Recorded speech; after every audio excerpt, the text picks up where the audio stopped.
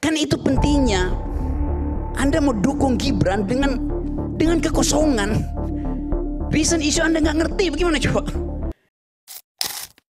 Judulnya Arah Generasi. Baca nggak? Baca nggak?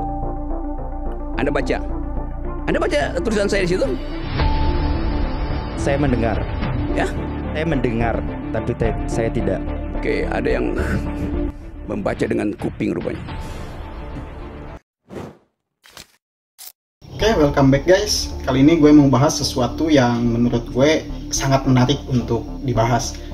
Nah, di salah satu stasiun televisi waktu itu sedang membahas mengenai pemakzulan dari Wakil Presiden Indonesia yaitu Mas Gibran. Tapi ada momen di mana salah satu anak muda yang kita sebut saja sebagai relawan dari Mas Gibran,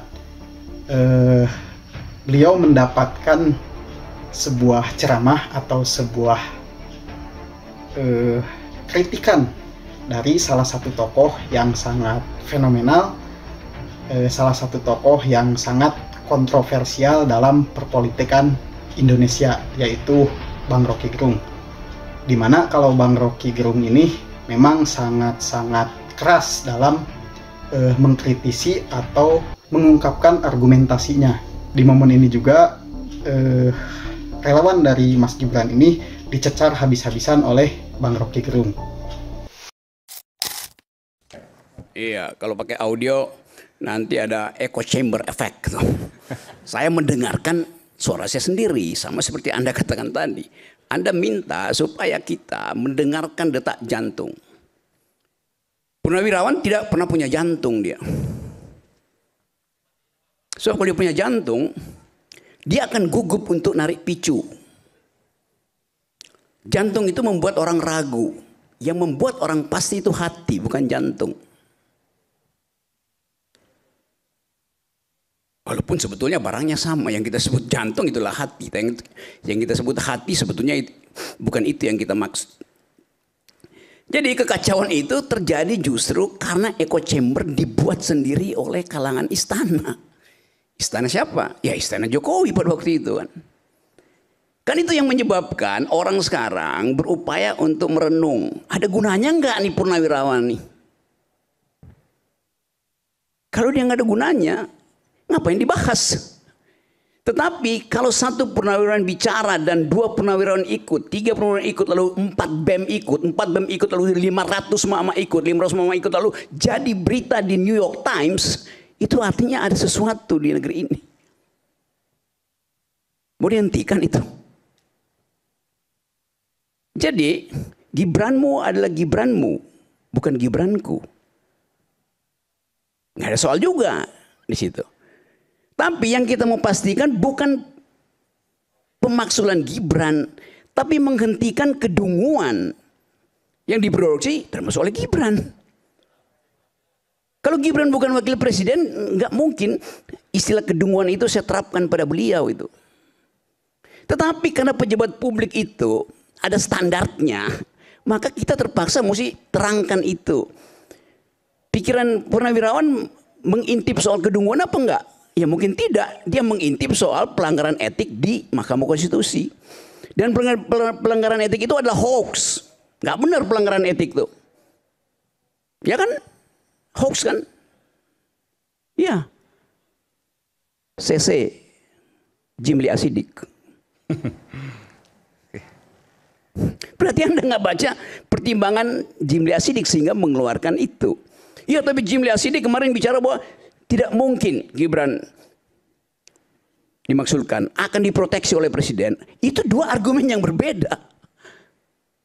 Dia melihat tidak mungkin karena akan diproteksi oleh presiden. Jadi dia mengetahui akan diproteksi, oleh karena itu dia batalkan pelanggaran etisnya itu. Kalau diproteksi oleh presiden, dasarnya apa? Ya karena satu paket. Tidak juga. Karena itu kapasitas individu. Gibran punya kapasitas individu, Prabowo punya kapasitas individu. Yang lagi disorot kapasitas individu Gibran, itu Gibranmu itu. Nah, sebetulnya di momen ini Bang Rocky mau menjelaskan tentang legitimasi, bukan legalitas. Karena menurut Bang Rocky, legitimasi Mas Gibran ini memang sudah diputuskan di MK waktu itu. Kan begitu cara kita melihat soalnya kan. Ya tapi kan ini melanggar konstitusi. Apa yang melanggar konstitusi? Apakah persoalan kita persoalan hukum di sini? Bukan. Bukan persoalan legalitas, ini persoalan legitimasi. Karena itu kalau dia legalitas selesai dia. Karena legitimasi diulang-ulang sampai you bosan sendiri dengar suara lu sendiri kan. Mama tiap hari bicara itu. Anak SMP juga bicara itu. Mem ada di mana-mana tuh.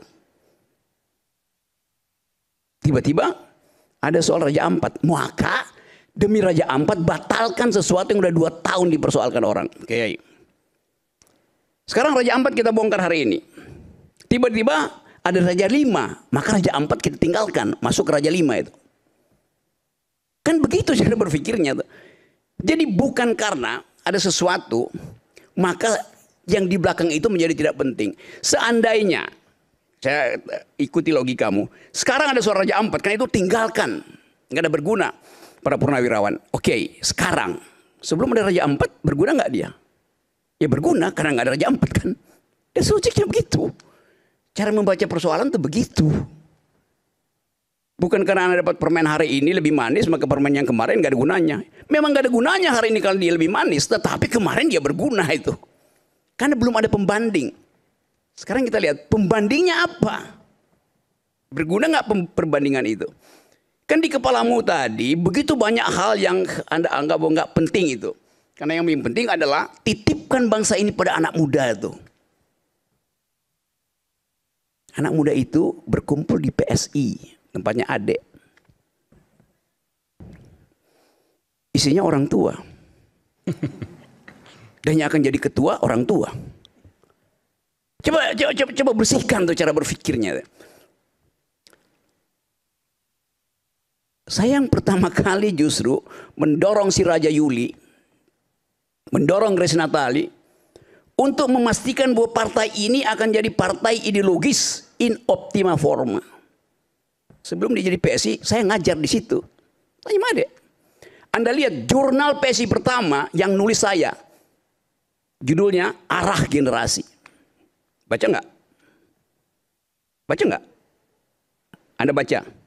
Anda baca tulisan saya di situ? Saya mendengar. Ya? Saya mendengar, tapi saya tidak. Oke, ada yang membaca dengan kuping rupanya. Kan itu baca tuh. Saya tuliskan di situ argumen mengapa PSI harus jadi arah generasi. Bukan diarah-arahkan oleh pemodal, oleh bapaknya tuh. Itu maksudnya memihak pada sesuatu, berpihak pada jalan pikirannya. Saya nggak pernah berpihak pada siapa-siapa, saya berpihak pada jalan pikiran di dalam urusan publik. Soal Gibran saya lebih tahu dari you. Gibran datang ke rumah saya, ngeluh, ngadu. Kalau saya buka lagi di sini, yang saya pernah buka di situ cuma 7%. Serius, masih ada 93%. Nama-nama itu. 10% lagi boleh lah. Kenapa? 10% lagi. Honor saya naik berapa persen? Oh ini saya tukar tambah informasi sekarang. Saya mau jualan informasi. Sisakan 83. Ya. Informasi mahal sekarang. Jadi kita mau lihat keadaan bangsa ini. Di dalam kegugupan kita untuk membaca masa depan. Anda Gibranku. Anda baca nggak proposal Indonesia 3 hari lalu di sidang ILO di Geneva? Baca? Nggak baca, gimana? Itu soal nasib tenaga kerja, buruh dan manusia Indonesia berhadapan dengan artificial intelligence yang nanti 3 tahun lagi itu kan menguasai sistem perburuan dunia. Yang ngomong di situ siapa? Jumhur Hidayat. Yang naik panggung sama-sama Prabowo ketika hari buruh. Terus Anda nggak tahu apa yang Anda akan terangkan pada Gibran kalau Gibran bertanya ILO itu apa? Tadi ada iklan cappuccino, Ovaltine, ILO itu Milo buat diminum. Kan itu pentingnya. Anda mau dukung Gibran dengan kekosongan. Reason issue Anda nggak ngerti, bagaimana coba? Gibran butuh konsultan. Saya pernah bilang ke kalian itu. Gibran butuh konsultan yang betul-betul paham tentang reason issue. Saya bantuin Gibran. Gibran, ganti konsultanmu, bodoh semua. Serius. Itu akibatnya begitu. Jadi saya potong dulu ya, karena keadaan hari ini memungkinkan kita untuk melihat arah generasi. Yang pernah saya tulis itu tuh. Bukan sekedar ini Gibranku, mana Gibranmu? Apa itu gituan. Kasih isi dong tuh pada bangsa ini. Kasih pendapat itu. Gibran bagi-bagi skincare. Benar kan? Apa poinnya bagi-bagi skincare? Bu Rocky, tapi tadi disampaikan bahwa apa yang disampaikan oleh Purnawirawan TNI lewat poin-poin itu adalah kosong substansi. Anda setuju itu?